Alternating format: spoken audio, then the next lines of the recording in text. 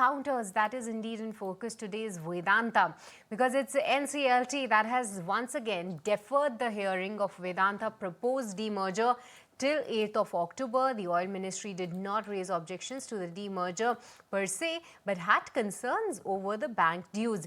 Let me take it across to Anurag Joshi, who is joining us with all the details. Anurag. The National Company Tribunal's Mumbai bench has set October 8 as the next date to hear the petition on the Vedanta demerger matter. Now, the key thing which happened in the hearing today was a lawyer representing the Oil Ministry raised objections linked to Vedanta's unit Malco Energy, which has been allocated certain oil blocks by the government.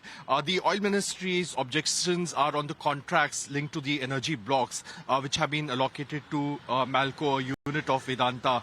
And the government said that, the lawyer said that they have raised a demand of 5,600 crore rupees from Malco and has declared that and Vedanta these blocks have been allocated, which were allocated as assets, were, actually secured to get bank loans. That's what the Oil Ministry lawyer.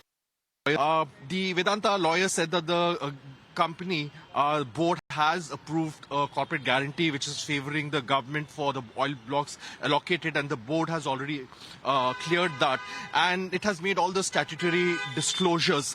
And another key thing which the Oil Ministry lawyer made at the hearing today was highlighting 4 risks which according to him are the financial risks following the demerger of Vedanta: misreading of the hydrocarbon assets, insufficient disclosure of liabilities, and also violation of the listing rules. Also, the NCLT has the SEPCO, which is a Chinese power engineering company.